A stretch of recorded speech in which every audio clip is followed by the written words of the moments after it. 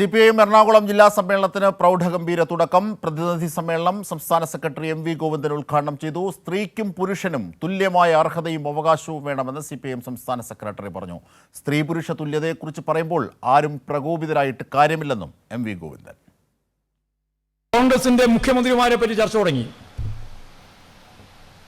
ചർച്ചയല്ല, അവർ അങ്ങോട്ടും ഇങ്ങോട്ടും പിടിവലി തുടങ്ങി.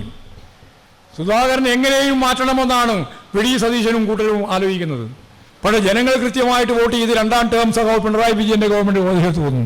വരുന്ന 2026 നടക്കുന്ന അസംബ്ലി തെരഞ്ഞെടുപ്പിലും അതിന്റെ മുമ്പ് നടക്കുന്ന തദ്ദേശ സ്വയംഭരണ സ്ഥാപനങ്ങളിലേക്കുള്ള തെരഞ്ഞെടുപ്പിലും നല്ല ഭൂരിപക്ഷത്തോടുകൂടി ഇടതുപക്ഷ ജനാധിപത്യ പ്രസ്ഥാനത്തിന് മുന്നോട്ടേക്ക് പോകുന്നതിനുള്ള കരുത്ത് നൽകുന്നതാണ് ഈ സമ്മേളനങ്ങൾ ഓരോന്നും.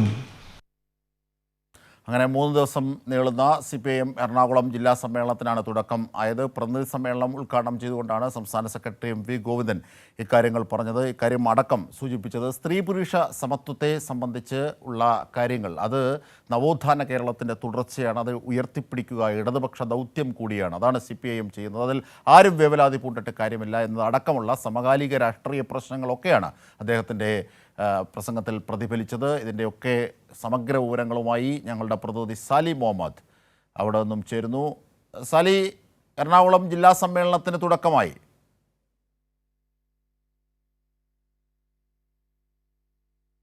സാലി, എറണാകുളം ജില്ലാ സമ്മേളനത്തിന് തുടക്കമായി എന്തൊക്കെ കാര്യങ്ങളാണ് പ്രതിനിധി സമ്മേളനം ഉദ്ഘാടനം ചെയ്തുകൊണ്ട് ഗോവിന്ദൻ മാഷ് സൂചിപ്പിച്ചത്?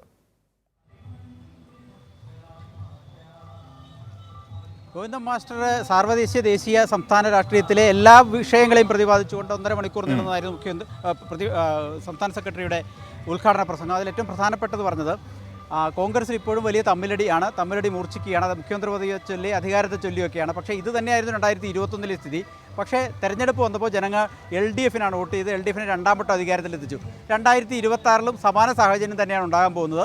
ജനങ്ങൾ LDFന് മൂന്നാം വട്ടവും അധികാരത്തിൽ എത്തിക്കാനുള്ള തയ്യാറെടുപ്പിലാണ്, നീക്കത്തിലാണ്, തീരുമാനത്തിലാണ് എന്ന് തന്നെയാണ് ഗോവിന്ദൻ മാസ്റ്റർ പറഞ്ഞത്. മറ്റൊന്ന്, സ്ത്രീ പുരുഷ സമത്വം എന്ന് പറയുന്നത് സമൂഹത്തിൽ അനിവാര്യമായ കാര്യമാണ്. പക്ഷേ അതിനെക്കുറിച്ച് പറയുമ്പോൾ ചില പ്രകോപിതരാവുകയാണ്. ഏതെങ്കിലും സമുദായ നേതാവിൻ്റെ പേരെടുത്ത് പറയാതെയാണ് അദ്ദേഹം പറഞ്ഞത്.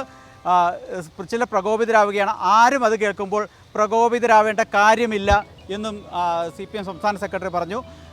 ഏതായാലും ജില്ലാ സമ്മേളനം പുരോഗമിക്കുകയാണ്. ഇപ്പോൾ ജില്ലാ സെക്രട്ടറി CN മോഹനൻ പ്രവർത്തന റിപ്പോർട്ട് അവതരിപ്പിച്ചുകൊണ്ടിരിക്കുകയാണ്. അതായത് കഴിഞ്ഞ 3 വർഷക്കാലത്തെ ഈ ജില്ലയിലെ പാർട്ടിയുടെ പ്രവർത്തനങ്ങൾ, അതിൻ്റെ നേട്ടകോട്ടങ്ങൾ ഒക്കെ വിലയിരുത്തുന്നതാണ് റിപ്പോർട്ട്. ആ റിപ്പോർട്ടിന്മേൽ വിശദമായ ചർച്ച 2 ദിവസങ്ങളിലായി നടക്കും. അതിനുശേഷം പൊതുസമ്മേളനം 27 വൈകിട്ടാണ് മുഖ്യമന്ത്രി പിണറായി വിജയൻ ഉദ്ഘാടനം ചെയ്യും. രാവിലെ ഇവിടെ പതാക ഉയർത്തിക്കൊണ്ടാണ് സമ്മേളന നടപടികൾക്ക് തുടക്കം കുറിച്ചത്. ഈ സമ്മേളനത്തിൽ പങ്കെടുക്കുന്ന ഏറ്റവും മുതിർന്ന അംഗങ്ങളിൽ ഒരാളും സംസ്ഥാന കമ്മിറ്റി അംഗവുമായി ഗോപി കൊട്ടമുറിക്കലാണ് പതാക ഉയർത്തിയത്. തുടർന്ന് രക്തസാക്ഷി മണ്ഡപത്തിൽ പുഷ്പാർച്ചന നടന്നു. തുടർന്നാണ് പ്രതിനിധി സമ്മേളനത്തിലേക്ക് കടന്നത്. ഇപ്പോൾ പ്രതിനിധി സമ്മേളനം പുരോഗമിക്കുകയാണ്. ഇന്ന് ഇപ്പോൾ പ്രവർത്തന റിപ്പോർട്ട് കഴിഞ്ഞാൽ പിന്നെ അതിന്മേലുള്ള ചർച്ചയാണ് 2 ദിവസം. തുടർന്ന് സമാപന സമ്മേളനത്തിലേക്ക് കിടക്കും 27-ാം തീയതി. സാലി മുഹമ്മദാണ് വിവരങ്ങൾ, വിശദാംശങ്ങൾ നൽകിയത്.